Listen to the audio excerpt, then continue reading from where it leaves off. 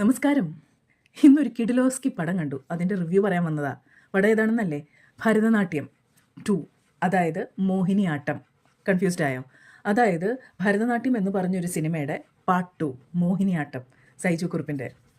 എൻ്റെ ദൈവമേ, ചിരിച്ച് ചിരിച്ച് ചിരിച്ച് ചിരിച്ച് ചിരിച്ച് ഒയ്യോ, ഒന്ന് പോയി കാണേണ്ട സിനിമ തന്നെയാണ്. അതായത് ഡാർക്ക് കോമഡിയാണ്. അതായത് ഒരു റോങ് ആയിട്ടുള്ളൊരു കാര്യം കോമഡി എന്നുള്ള രീതിയിൽ അവതരിപ്പിച്ചിരിക്കുന്നു.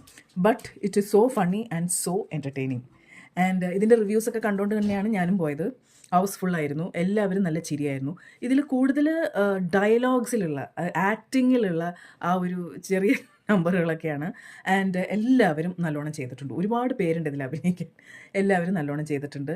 സൈജു കുറുപ്പാണ് ഹീറോ. ആ ക്യാരക്ടർ അതനുസരിച്ച് എല്ലാം ചെയ്തിട്ടുണ്ട്. എനിക്ക് സുരാജ് വെഞ്ഞാറമൂടിൻ്റെ ഒരു വില്ലൻ കഥാപാത്രമുണ്ട്, അതെനിക്കിഷ്ടപ്പെട്ടു. പിന്നെ കലാരഞ്ജിനി സൂപ്പർബ്. പിന്നെ അതുപോലെ തന്നെ ബേബി ജീൻ ഉഗ്രൻ. എനിക്ക് ഭയങ്കര ഇഷ്ടമായി. നല്ല രീതിയിൽ എടുത്തിട്ടുണ്ട്.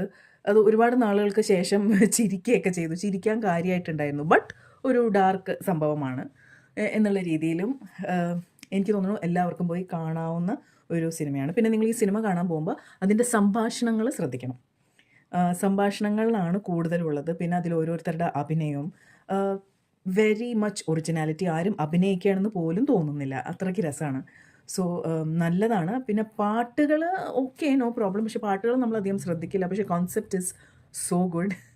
പിന്നെ നമ്മൾ അന്ധമായിട്ട് പ്രാക്ടീസ് ചെയ്യുന്ന ചില വിശ്വാസങ്ങൾ അത് ചോദ്യം ചെയ്യലൊന്നുമല്ല, പക്ഷേ നമ്മൾക്ക് തന്നെ തോന്നിപ്പോയി എന്താണല്ലേ എന്ന്. But anyway, it is A very nicely made movie. ഈ ഭരതനാട്യം എന്ന് പറഞ്ഞ മൂവി തിയേറ്ററിൽ അധികം അങ്ങനെ ഹിറ്റായിരുന്നില്ല. ബട്ട് OTT പ്ലാറ്റ്ഫോമിൽ അതൊരു നല്ല ഹിറ്റായിരുന്നു. But Mohiniyattam is housefull. And എൻ്റെ കൂടെ ഫാമിലീസൊക്കെ ഇഷ്ടം പോലെ ഉണ്ടായിരുന്നു. എല്ലാവർക്കും ഇഷ്ടപ്പെടും. സോ മറക്കാതെ go and watch this movie. It is so good. Okay, it is so good. And dialogues ആണ്. And screenplay is so good. എടുത്തിരിക്കുന്ന രീതി അടിപൊളി. നമുക്കൊരു രീതിയിലും ബോറടി തോന്നില്ല. പിന്നെ എൻ്റെ പേഴ്സണൽ ഇഷ്ടങ്ങൾ എല്ലാവരും നല്ലോണം അവരവരുടെ റോൾസ് ചെയ്തിട്ടുണ്ട്. എനിക്ക് കലാരഞ്ജനീനെ ഇഷ്ടമായി, ബേബി ജീനെ ഇഷ്ടമായി, Suraj Venjaramoodu. Okay, so thank you.